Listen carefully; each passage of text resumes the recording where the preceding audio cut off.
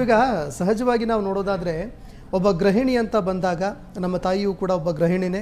ನಮ್ಮ ಇಡೀ ಕುಟುಂಬದ ಆರೋಗ್ಯದ ಜವಾಬ್ದಾರಿ ಅವ್ರ ಮೇಲೆ ಇರುತ್ತೆ ಅಂತ ಹೇಳಿದರೂ ಕೂಡ ತಪ್ಪಾಗಲಿಕ್ಕಿಲ್ಲ. ನಾವೇನು ತಿನ್ನಬೇಕು, ಎಷ್ಟು ಗಂಟೆಗೆ ಏಳಬೇಕು, ಎಷ್ಟು ಗಂಟೆಗೆ ಮಲಗಬೇಕು, ಪ್ರತಿಯೊಂದನ್ನು ಕೂಡ ತುಂಬ ಚೆನ್ನಾಗಿ ಪ್ಲ್ಯಾನ್ ಮಾಡೋದೇ ಮನೆಯಲ್ಲಿರುವಂತಹ ಗೃಹಿಣಿ ಅಂತ ಹೇಳಿದರೂ ತಪ್ಪಾಗಲಿಕ್ಕಿಲ್ಲ.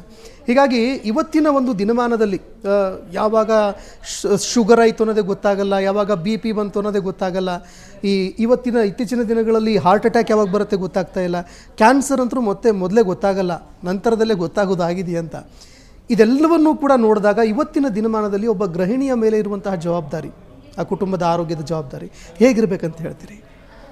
ನಮಸ್ಕಾರ ಸರ್. ಗೃಹಿಣಿ ಅಂದ ತಕ್ಷಣವೇ ಎಲ್ಲ ಜವಾಬ್ದಾರಿ ಅವ್ರ ಮೇಲೆ ಇರುತ್ತೆ. ಒಂದು ಊಟದಿಂದ ಹಿಡಿದು ಅವರ ಮಕ್ಕಳ ಮತ್ತು ಅವರ ಯಜಮಾನರ, ಅವರ ಅತ್ತೆ ಮಾವ, ಮನೇಲಿ ಯಾರು ಇರ್ತಾರೆ ಅವರ ಆರೋಗ್ಯ ಮತ್ತು ಅವರ ಮನಸ್ಥಿತಿ ಒಬ್ಬ ಗೃಹಿಣಿಯದ್ದೇ ಆಗಿರುತ್ತೆ ಸರ್. ಒಂದು ಅವರು ಮಾಡಾಕುವಂಥ ಅಡುಗೆ ಮತ್ತು ಅವರ ಮನಸ್ಥಿತಿ. ಇವಾಗ ನಾನೇ ಅಡುಗೆ ಮಾಡ್ತಾ ನಾನೇ ಸಿಕ್ಕಾಬಟ್ಟೆ ಕೂಗಾಡಿ ಅಥವಾ ನಾನೇ ಯಾವ್ದಾದ್ರು ಅವ್ರಿಗೆ ಫಾಸ್ಟ್ ಫುಡ್ಡು ಪ್ರಿಪೇರ್ ಮಾಡಿಕೊಟ್ಟಾಗ ಅವ್ರ ಮನಸ್ಥಿತಿ ಹೇಗಿರಬೇಕು? ಸೊ ಅದಕ್ಕೋಸ್ಕರ ಗೃಹಿಣಿ ಪಾತ್ರ ಆರೋಗ್ಯದಲ್ಲಿ ಬಹಳ ದೊಡ್ಡದಿರುತ್ತೆ ಸರ್. ಅಂದರೆ ಇವಾಗ ಋತುಮಾನಕ್ಕೆ ತಕ್ಕಂಥ ಅಡುಗೆ ಮಾಡುವಂಥದ್ದಾಗ್ಬೋದು. ಈಗ ಅತಿಯಾಗಿ ಚಳಿ ಇರುತ್ತೆ, ಚಳಿಗೆ ಏನು ಆಹಾರ ಸೇವನೆ ಮಾಡಬೇಕು, ಬಾಡಿ ವಾರ್ಮ್ ಆಗೋಕ್ಕೆ ಆ ಒಂದು ಅಡುಗೆಯನ್ನು ಮಾಡುವಂಥದ್ದು. ಅತಿ ಬಿಸಿಲಿನ ತಾಪ ಇದ್ದಾಗ ಗಂಜಿ ಆ ಥರ ತೆಳುವಾದ ಆಹಾರ ಪದಾರ್ಥಗಳನ್ನ ಪ್ರಿಪೇರ್ ಮಾಡಿ ಕೊಡೋ ಅಂಥದ್ದು.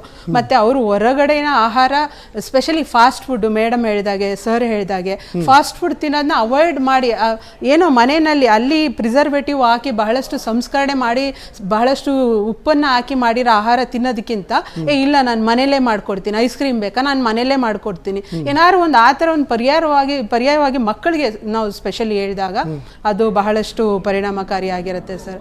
ಆಮೇಲೆ ಮನಸ್ಥಿತಿ ಅಂತ ಬಂದಾಗ ಯಜಮಾನರು ಮನೇಲಿ, ಮುಖ್ಯವಾಗಿ ಅಂದರೆ ಯಜಮಾನರು ಅಥವಾ ಅತ್ತೆ ಮಾವ, ದೊಡ್ಡವರು, ಅಮ್ಮ ಅಪ್ಪ ಯಾರು ಇರ್ತಾರೆ ಅವರ ಮನಸ್ಥಿತಿ ಈಕೆ ಕೈಯಲ್ಲೇ ಇರುತ್ತೆ. ಅಂದರೆ ಯಾವ್ದಾದ್ರು ಒಂದು ಪರಿಸ್ಥಿತಿಗಳನ್ನ ಒಂದು ಅರ್ಥ ಮಾಡ್ಕೊಂಡು ನಡೆಯೋವಂಥದ್ದು. ಇತ್ತೀಚಿನ ದಿನಗಳಲ್ಲಿ ಸರ್ BP ಅಂತ ಬಂದ ತಕ್ಷಣವೇ ಅವರ ಮನಸ್ಥಿತಿನೇ ಅದಕ್ಕೆ ಕಾರಣ ಆಗಿರುತ್ತೆ. ಇವಾಗ ನನಗೆ ಈ ಒಂದು ಶೋಗೆ ನಾನು ಇನ್ ಟೈಮಿಗೆ ಬರೋಕ್ಕಾಗಲ್ಲ.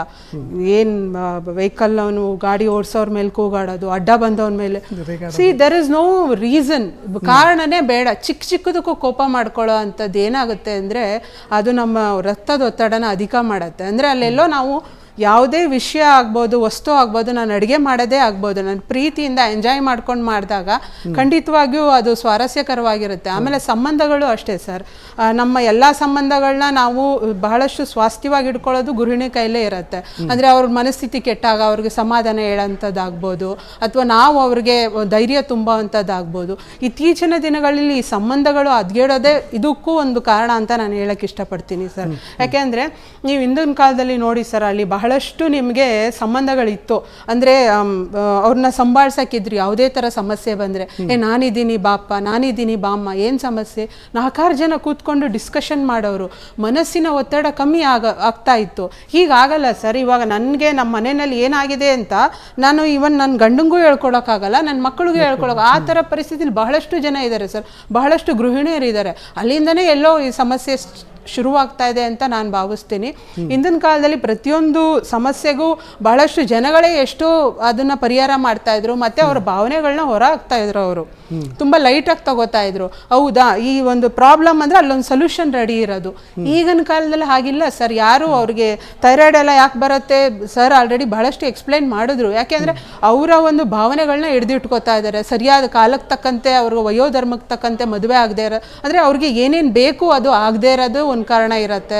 ಇವನ್ ಮಕ್ಕಳಿಗಾದ್ರೂ ಅಷ್ಟೇ. ಪ್ರತಿಯೊಂದು ಈಗಿನ ಪರಿಸ್ಥಿತಿ ಅಂದರೆ ಅವರ ಪ್ರತಿಯೊಂದು ಏಜ್ಗೆ ಮೀರಿ ಒತ್ತಡಗಳನ್ನ ಅವರೇ ಕ್ರಿಯೇಟ್ ಮಾಡ್ಕೋತಾ ಇದ್ದಾರೆ. ಯಾವುದನ್ನು ಲೈಟಾಗಿ ತಗೋತಾ ಇಲ್ಲ. ಈಗ ಹುಟ್ಟಿದ ಮನುಷ್ಯ ಸಾಯ್ಲೇಬೇಕು, ಸಾಯ್ತೀವಿ. ಅದು ಯಾವ ಥರ ಸಾಯ್ತೀವಿ ಗೊತ್ತಿಲ್ಲ. ಬಟ್ ಇನ್ ಬಿಟ್ವೀನ್ ಇರೋದನ್ನ ಲೈಫ್ನ ತುಂಬ ಹ್ಯಾಪಿಯಾಗಿ ಕಳಿಬೇಕು ಸರ್.